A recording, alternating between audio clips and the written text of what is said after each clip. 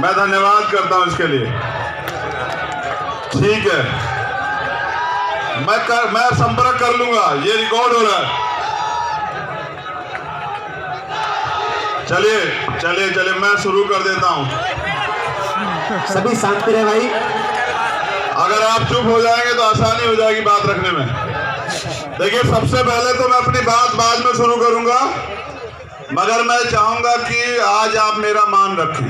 Bhim army के लोगों से कह रहा हूं, मुझे बहुत जरूरी जाना, आपको पता है, लेकिन मैं चाहता हूं कि आप प्रोग्राम से बिल्कुल ना जाएं।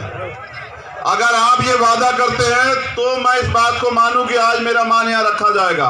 बताओ, वादा करते हो नहीं करते हो?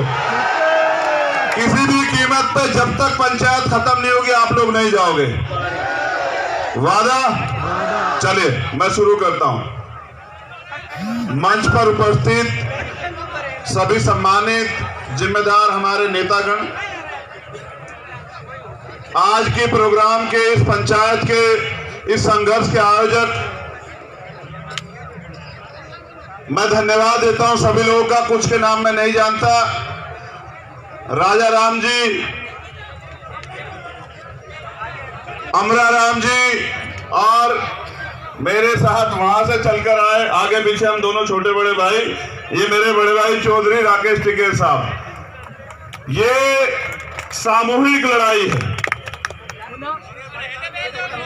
इस लड़ाई को हमें जीतना है। आप लोग महिलाओं का आगे आ रहे हैं तो मीडिया के लोग ही हमारे प्रोग्राम का व्यवस्थित ना करें। पुलिस वाले भी बाहर हो जाए थोड़ा सा, तो वो महिलाएं देखे आराम से। हाँ, पुलिस वाले भी हट जाओ। ये जो पंचायत है ना, ये संघर्ष है। हम लोग भले बैठे हो, लेकिन हमारे दिलों में एक तूफान है।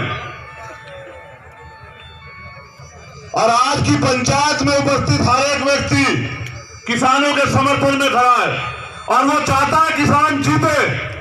और ये किसानों की लड़ाई सिर्फ किसानों की लड़ाई नहीं है, ये देश को बचाने की लड़ाई। फिर से जो देश आजाद भारत को गुलामी की तरफ धकेला जा रहा है, जैसे पहले ईस्ट इंडिया कंपनी ने कब्जा किया था, अब सरकार के चंद पूंजीपति रिश्तेदार इस देश पे कब्जा करना चाहते हैं। किसानों ने शुरुआत की है, हमें चाहिए कि हम उनका सहयोग करें, और हम लोग कर भी रहे हैं। लेकिन कुछ जरूरी बातें जो है, ये लड़ाई किसी अकेले की लड़ाई नहीं है, ये सबकी लड़ाई है, तो सबको सहयोग भी करना पड़ेगा। हमारा सबका रोटी का रिश्ता तो है या नहीं है, बताओ? तो जिनका रोटी का रिश्ता है, वो रोटी को पूंजीपतियों के गोदाम में गुलाम क्यों करवा रहे हैं? ये लड़ाई लड़ी भी जाएगी और जीती भी जाएगी, लेकिन सबसे जरूरी है इस लड़ाई को सब तक लेकर जाना। तो मैं धन्यवाद देता हूं कि आपने पंचायत शुरू की, गांव गांव तक चर्चा हो रही है, वरना मीडिया कहां दिखाता है कि सच क्या है। देखिए, लश्कर भी तुम्हारा और सरदार भी तुम्हारा। तुम झूठ को सच लिख दो, अखबार भी तुम्हारा। जोर मुजरिम करे, सजा बेगुनाह को मिले। सरकार भी तुम्हारी, दरबार भी तुम्हारा। जो किसानों के सहयोग में खड़ा हो, चाहे नवदीप कौर हो, सतीश हो, दिशा रवि हो, जेल में बंद कर दो, मुकदमे लगा दो। इस मंच पर इतने लोग बैठे हैं ना, जितनी उम्र उनकी उम्र होगी इतने मुकदमे लगा दिए सरकार ने। डर तो नहीं रहे ना, क्योंकि हम सर छोटू राम के वंशज। क्या कहा उन्होंने, याद है आपको? उस समय कहा कि मैं सारे नवाबों से, सरकारों से कहना चाहता हूं कि जब कोई दूसरा व्यक्ति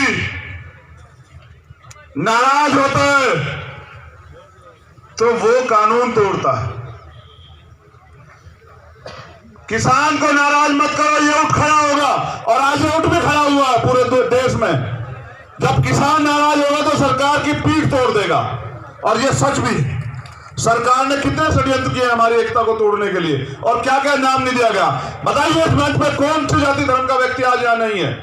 कभी खालिस्तानी बताते हैं, कभी नक्सली बताते हैं, कभी आतंकवादी बताते हैं, कभी आंदोलन जीवी बताते हैं।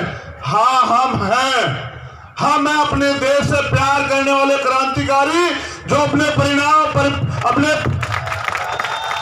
अपने शरीर का, अपने प्राणों का बलिदान कर देंगे इस देश के लिए और इस देश को गुलाम किसी कीमत पे नहीं होने देंगे। अंत में मैं अपनी बात को खत्म करते हुए आपसे निवेदन चाहता हूं कि दुर्भाग्य है, जितने सीमा पे जवान मरते हैं ना, शहीद होते हैं, उतने ही देश के अंदर किसान सुसाइड करते हैं, आत्महत्या करते हैं इस देश में, और कहते हैं जिस देश का किसान खुशहाल नहीं होता वो देश खुशहाल नहीं होता। इस देश की रीढ़ है किसान, इन हमारी देश की रीढ़ को तोड़ा जा रहा है। क्या हम लोग साथ देंगे नहीं देंगे बताओ?